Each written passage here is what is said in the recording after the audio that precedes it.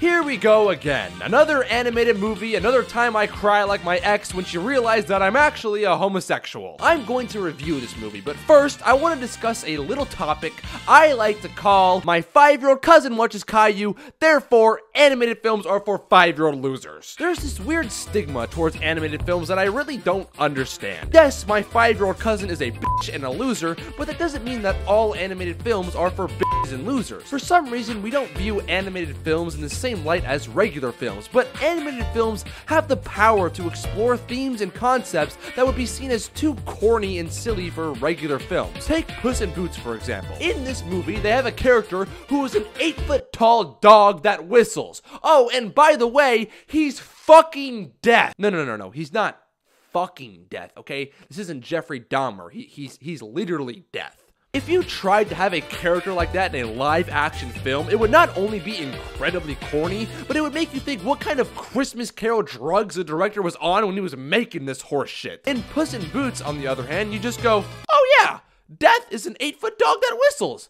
Makes sense. We tend to view animated films as movies for kids, and kids are stupid and dumb and pick their nose and get abducted by Jeffrey Epstein, so therefore, animated movies can never be as good as real movies. But that's like saying I'm still a virgin because the girl I fucked was dead. Sometimes, the best movies are movies that are made for kids. Oh my god, Jesus Christ. I just realized I'm making a review for a kids movie, and some 6-year-old might have clicked on this video and is now crying to his mother and asking her who Jeffrey Epstein is, and is he going to kidnap me in the middle of the night? All right, let me try and tone this down. Sometimes the best movies are movies that are specifically made for kids. The Nightmare Before Christmas, Ratatouille, and Up are all in my top 50 movies ever. Animated movies have the power to do things live-action films could absolutely never do. They can bend reality without taking you away from the movie. What I'm trying to say here is animated films are good, and just because you're going to have a 5-year-old sitting next to you eating his own snot, not mean that you shouldn't watch, and Puss in Boots is no exception. Alright, enough with the dumb ranting, let's just get into my review. There's not many things wrong with this movie, so I'm gonna break this movie into 2 different sections. Number 1, how to force feed a child the meaning of life, and number 2, why you should watch a talking cat dance with a sword. Number 1, how to force feed a child the meaning of life.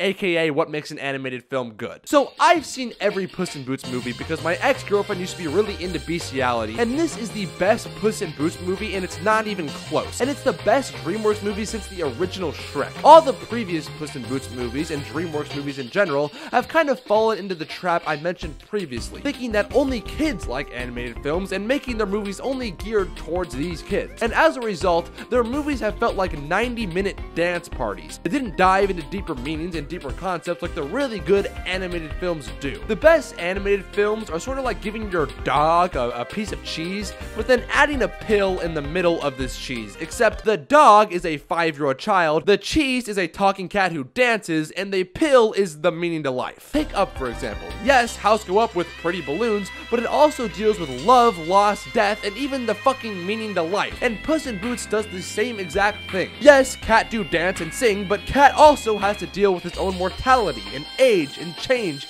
and how he'll be remembered and what the meaning of Cat's life is. And the 5-year-old child might not have got it sitting next to me, but I did. And I was crying and wiping my snot and putting it right back in that 5-year-old's bitch's face. Also, this movie's ability to take a stupid fairy tale character like the just right girl, you know, the girl who eats oatmeal at the right temperature and goes, ooh, just right, like a fucking brain-dead dog when it finally lays down, and then make me actually care about that character and dive into deeper themes and concepts of that character, and at the end get to a point where I actually cry for that character is honestly a miracle. I mean, it's the just right girl.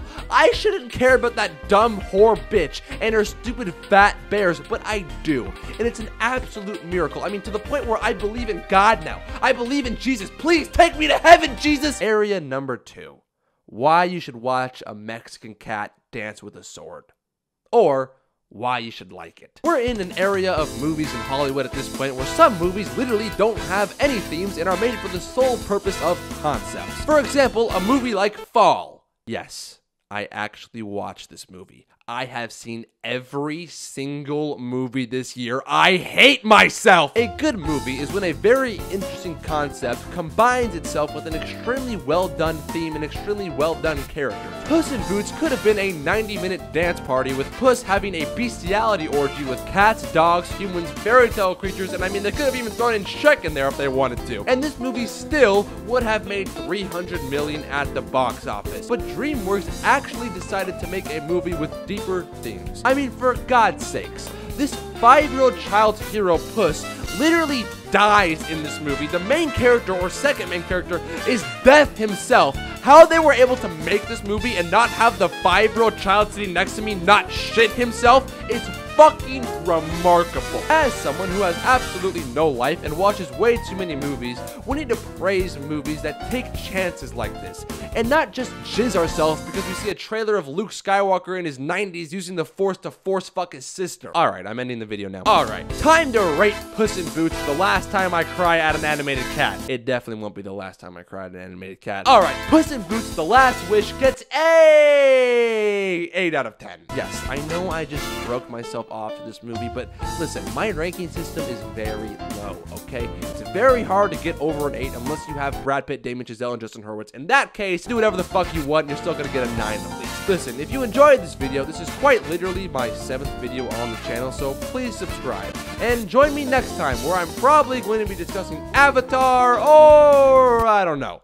Subscribe so you don't miss out. Peace. Really into bestiality. Get abducted by Jeffrey Epstein. The girl I fucked was dead. Bestiality orgy. The dog is a 5-year-old child.